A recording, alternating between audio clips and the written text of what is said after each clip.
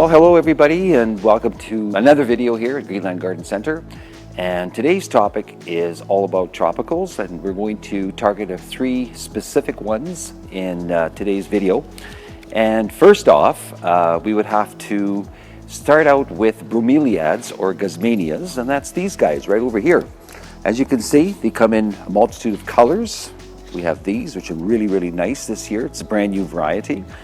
We have Christine, which is another really good one, and very brilliant foliage on it. One good thing about Bromeliads is they will last for at least 3 months. They will last if you do them in containers outdoors, in an area where you get morning sun. These things will give you color right through into the fall. So it's a really good bang for your buck, and they're very durable. They're resistant to overwatering. If you forget to water them as well, it doesn't really matter. And the good thing about them is if you can continue to enjoy them indoors as a houseplant throughout the winter months. Now what's going to happen is all this color here, this is going to fade away.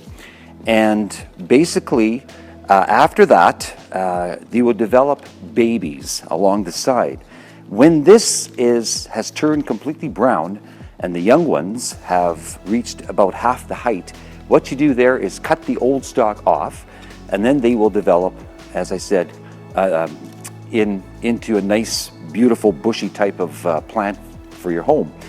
Now, one little trick, a lot of people say, well, I can't get these things to recolor again or turn color indoors.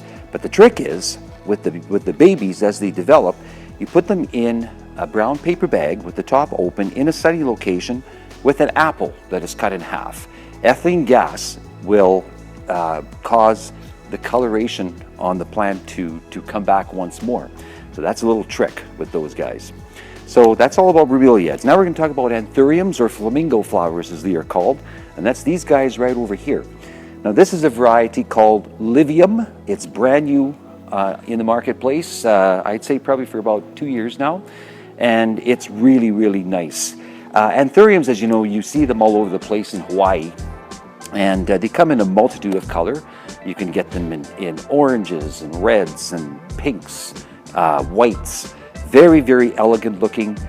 Flowers last a long time. They will flower for you the entire year, outdoors in containers and in the house as well. That's another plant that you can bring inside, and you can enjoy it as well throughout the winter months. The trick with growing Anthurium successfully is when they become very root bound, what you do is don't be afraid to transplant them, clean up any of the dead foliage if there is any, around the base, any yellowing, that sort of thing. And if they're starting to look like they're a little bit worse for wear, don't be afraid to split them. When they get very pot bound, they enjoy to be split. So what you would do is you would take them out of the container and just run a knife, cut them in half, replant them in nice, good, like a pro mix, just a really good soil mix, soilless mix of course, and then they will continue to flower throughout the winter months, and you'll have them again as container plants in the springtime next year. And the final plant that we're going to talk about in today's video it's all about ferns, everything you've ever wanted to know about ferns. So we're going to start out with a very traditional fern that everybody has or has grown at one time or other, and that is the old Boston Fern. Now these guys are great.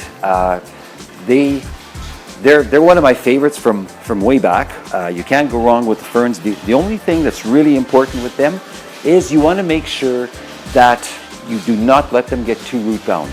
And don't be afraid as well when if they start to look like they're a little bit worse for wear, just go ahead, give them a quick little shake. And if you take a look over here and you see that they're right out to the sides of the pot, that is an indicator that you have to transplant them, or you can split them. Now again, with any of the ferns, it's really important that when you water them, don't just water them from the top and the water runs out the bottom and you're done. You have to actually take them, when they get to that stage, when they're very root bound, you have to actually soak them in the sink. And you have to soak them for at least an hour so the water can come up from the bottom. You can also split them. You can make several plants. A plant like this, you can simply take and split it in quarters, in half, and you'll have several new plants when they get root bound. So that is a traditional Boston fern. Now there's another variety of Boston fern which I really, really like, and it doesn't shed, and it's a variety called ARIANE.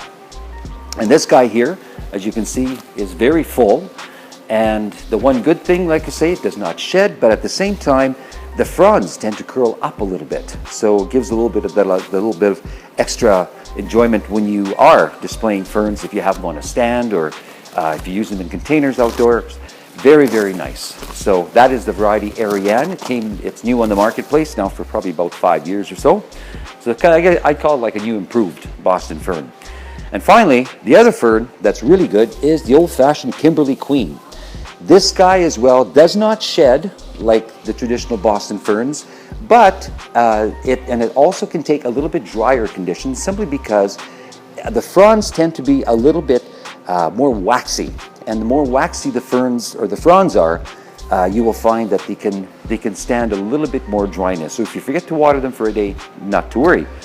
And as well, the other thing about Kimberley Queens is they are very narrow. They have more of a narrow type of frond to them versus the traditional Boston ferns. So that, folks, wraps up today's video. Thank you for watching, and we'll see you soon.